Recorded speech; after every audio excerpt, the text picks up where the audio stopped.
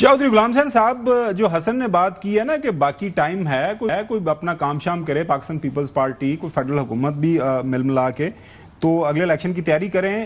حکومت نے 14 ارب کا ایک جو فنڈ ہے، ڈیولپمنٹ ترقیاتی فنڈ، وہ منظور کیا ہے۔ اخبارات کے اندر خبر آج چھپی ہوئی ہے۔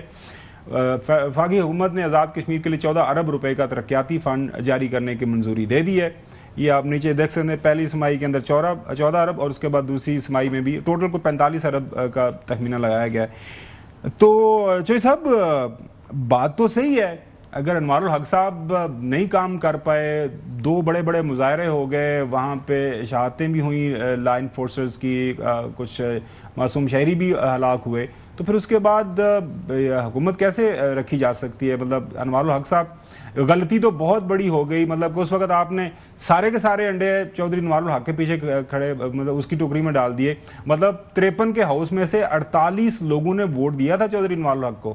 اس کا مطلب یہ ہے کہ جب چودھری انوار الحق کو چنا گیا یا ان کی سلیکشن ہوئی تو اس کے مطلب کون وہ عقل مند آدمی تھا؟ اس کو نہیں پتا تھا کہ انوار الحق صاحب ماضی میں اسپیکر بھی رہے، تھوڑا وہ جمعہ 8 دن وہاں پہ اس ہاؤس کا حصہ بنے تھے، ان کا خاندان، ان کے والد صاحب بھی AJK کے منسٹر رہے ہیں، تو پتہ ہونا چاہیے تھا کہ ایک آلریڈی سینسٹیو علاقہ ہے، سینسٹیو ایریا ہے، وہاں پہ اتنے نااہل شخص کو آپ نے پرائم منسٹر بنا دیا جس نے تو بالکل گورننس کا بیڑا گرک کر دیا۔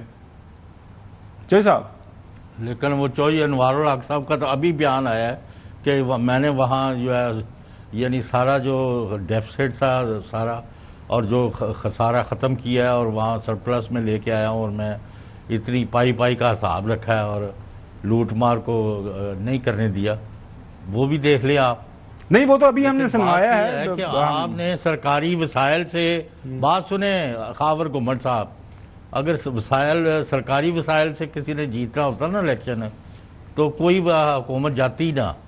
یہاں لاہور جس جگہ یہ آپ بھی آتے ہیں، اسٹوڈیو ہے ہمارا، اس حلقے میں ایک سابق وزیر اعظم، نائب وزیر اعظم اور وزیر اعلیٰ کے صاحبزادے الیکشن لڑ رہے تھے۔ کوئی گھر ایسا نہیں تھا جدھر انہوں نے نوکریوں کے اور جہاں انہوں نے فنڈ نہیں بھیجے تھے، یعنی مختلف شکلوں میں۔